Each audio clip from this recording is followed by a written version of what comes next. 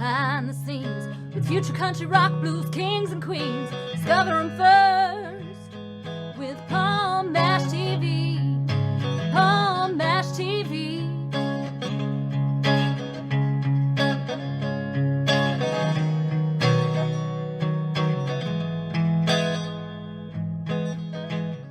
Well, hello everybody, it's Paul Mash TV time again. Thank you so much for joining us. We got another great interview coming up for you in just a moment.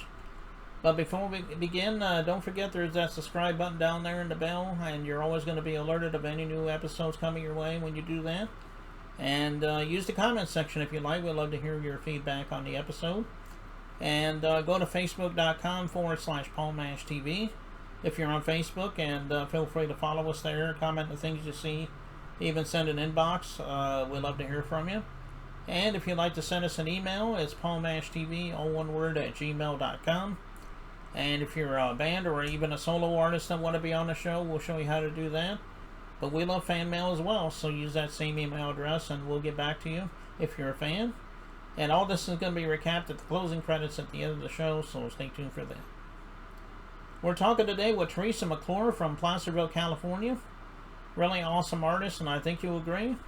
And we'll get to that right now. All right, here we are with the interview, and with us from Placerville, California, we'll have Theresa McClure. Thanks for joining us, Theresa. Hi, nice to be here. Yeah, I'm glad that you could make it today. The first question I like to ask people is, how did they realize they wanted to become an artist? I mean, everybody has their own story. Did you kind of fall into it? Have you always wanted to be an artist? Tell us your story.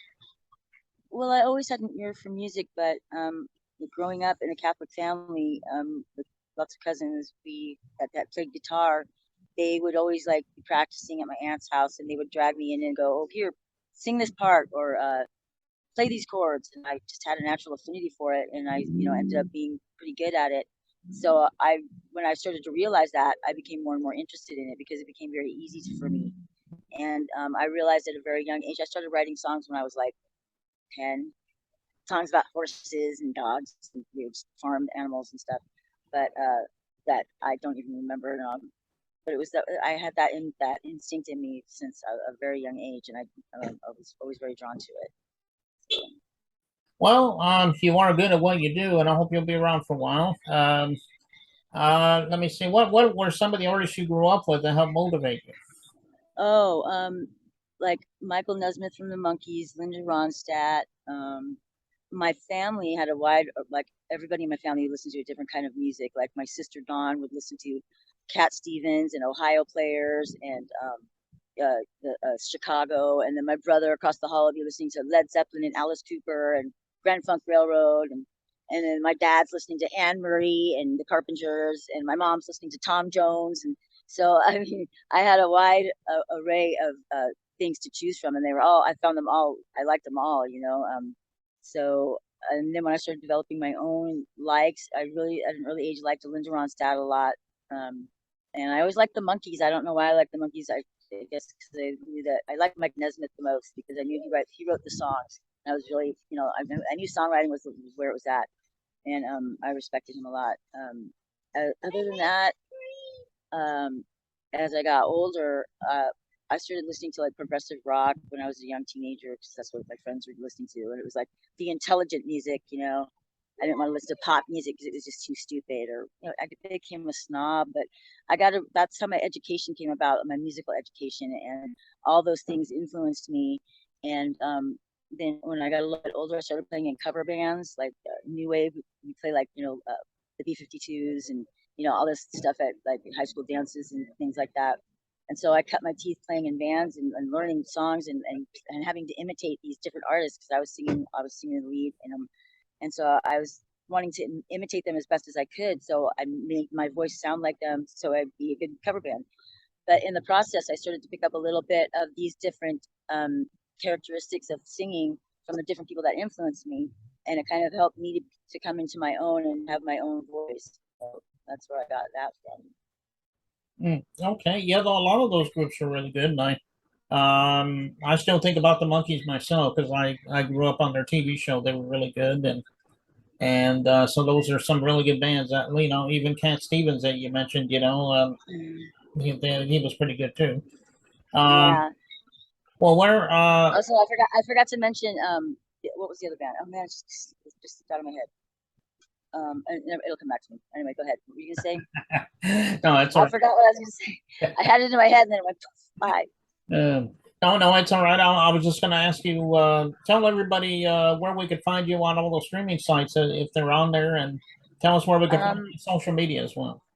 Well, I have pages on Number One Music, and that's N as in Norman, numeral uno one, and then M as in music, N1M music.com and then it's Terry Bell 88, and then on Reverb Nation it's reverbnation.com/Theresa McClure, and on YouTube I have a YouTube channel. It's just Theresa McClure. YouTube, just look me up on YouTube, just Theresa, Theresa McClure,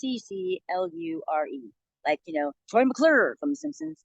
So, yeah, and Okay. let's see. There's one other one. I can't remember. I'm really bad at this. Well, I'm sure you're on a lot of those streaming sites, but anyway, go to those favorite streaming sites of yours. Of your choice, and download Theresa McClure's music. I know she would love you for that. And Yeah, I have them. I'm sorry. Go ahead. They're available. They're available on Spotify also, and let's see, iTunes, and on SongTrader. So. Yeah.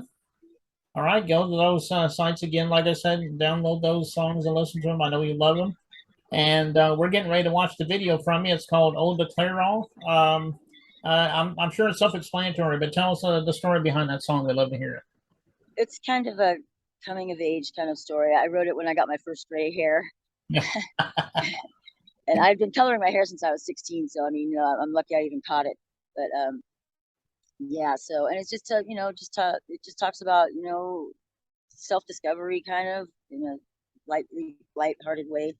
So it's a good song. I like it. And I was hoping the title would get me to sell it to Clairol or something and make some money. But it's not really about hair color. It's just a funny anecdote. Okay. Well, it is a great song, and I know everybody out there will agree. We'll get to that in 1 second, but before we get into the song, I think that's all the time we have right now. Theresa, we thank you so much for coming on the show. I hope you'll come back again sometime. Maybe plug to something new. Yeah, thank you. Okay. Thanks for having me. All right, here it is, "Ode to Clairol," and it starts right now.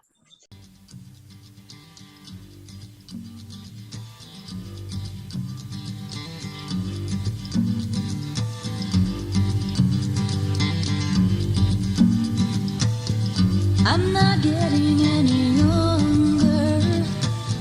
Still, there's no question of age as I remain in a constant transition of rising above yet another sensitive phase. So I keep moving on in a vertical direction. It tends to lean horizontally. Geometric intention. Needless to say, sometimes I stray from the point in general. But thanks to Clairol, I needn't fear the grave, just the funeral and my great potential. Well, I'm not getting any brighter, lacking brilliance as a diamond does under charcoal's pressure. So I'm searching for a sparkle. I'm looking for a sign, grinding diamonds down into dust without a thing to show but regret over lust that I'll wear forever as a brand on my behind. Needless to say, sometimes I stray from the point in general. But thanks to Clairol, I needn't fear the grave, just the funeral and my great potential.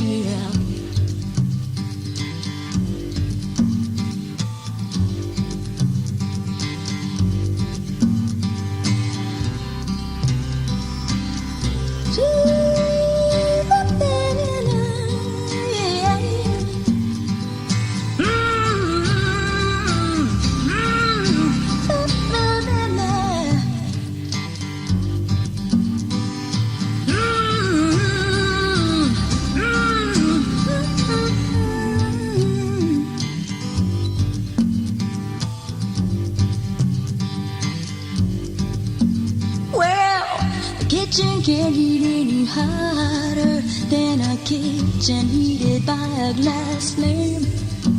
Still I refrain I'm giving it up, giving in to a whistle that's been calling me by name to run away from conflict to freedom on that 6 o'clock train. Still I don't feel the need to place the blame. Needless to say, sometimes I stray from the point in general. Thanks to clear all I need and fear the grave, just a funeral and my grave potential.